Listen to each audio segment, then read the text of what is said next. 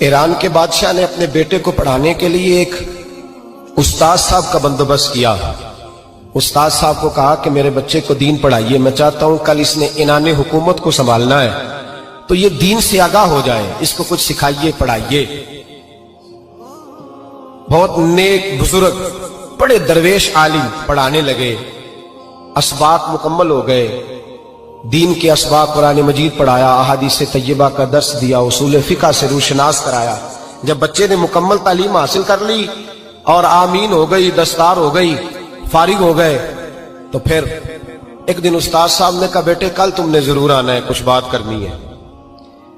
शहजादा गया मिलने उस्ताद साहब से। उस्ताद साहब ने कुंडी लगा ली, हाथ में दुर्रा पकड़ लिया, मार मार के पूरे वजूद को जख्मी कर दिया।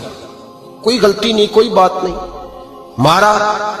अब बच्चा आया आके बादशाह सलामत से कहा कि अब्बा जी समझ नहीं आई, बड़ा मारा है उस्ताद ने। तो सियाने थे ना बादशाह, यहां तो कारी साहब रोज कटहरे में खड़े होते हैं, मौलवी साहब आपने मेरे बच्चे को क्यों मारा है? आप 8,000 के मौलवी है, मेरा कई करोड़ का बच्चा है, सवेरे बदल लेंगे। खबरदार आपने बच्चे को हाथ लगाया, अपनी हैसियत में रहे माज़अल्लाह। जो कौमें उस्तादों को कटहरों में खड़ा करती हैं वो तरक्की नहीं कर पाती, जो उस्तादों को कटहरों में रोज खड़ा करते हैं।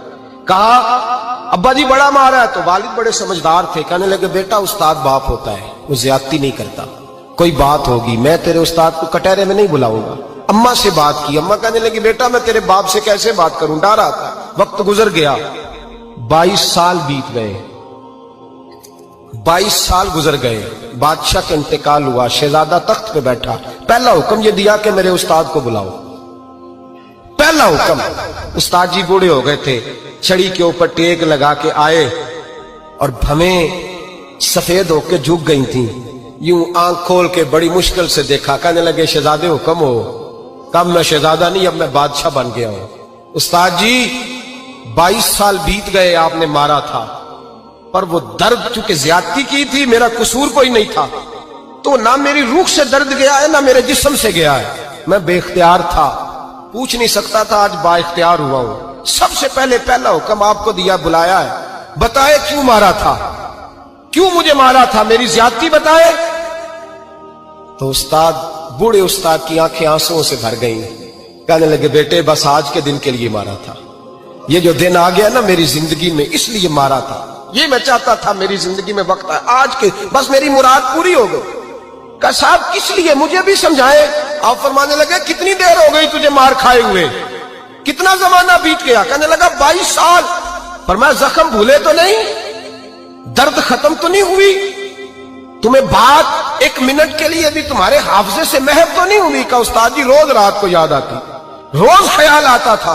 उस्ताद कहने लगे भाई तू बेख्तियार था, पूछ नहीं सका, 22 साल तुझे याद रहा, मुझे पता था तू एक दिन हुक्मरान बनेगा, मैंने तुझे इसलिए मारा था कि बेटे याद रखना, किसी पे जुल्म न करना। अगर तुझे 22 साल तक याद रहा है तो जिस पर तू जुल्म करेगा उसे भी कयामत तक याद रहेगा। और ये याद रखना, तू आज बाइख्तियार हुआ तो तूने मुझे बुला लिया है, कयामत के दिन गरीब बाइख्तियार हो जाएंगे, मजलूम बाइख्तियार हो जाएंगे, वो बाइख्तियार होंगे लिल्लाहिल वाहिदिल कहार, रब करीम की बारगाह के अंदर उनका इख्तियार होगा, अकेले अल्लाह की हुक्मरानी होगी।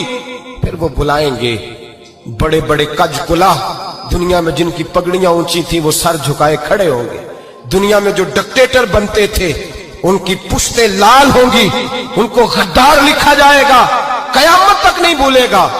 जुल्म करना तो सोच समझ के करना, उतना करना जितना तुम सह सकते हो, उतनी ज्यादती करना जितनी कयामत में तुम बर्दाश्त कर सकते हो। मेरे नबी करीम सल्लल्लाहु अलैहि वसल्लम ने फरमाया जुल्म से बचो, ये कयामत के अंधेरों में से एक अंधेरा होगा। जिंदगी में ज्यादती न करें, अगर थोड़ी देर के लिए कोई चीज बर्दाश्त कर जाएंगे तो वो फायदा दे जाएगी, कुछ देर के लिए अगर सह जाएंगे तो नफा मिल जाएगा, सहने की कोशिश करें।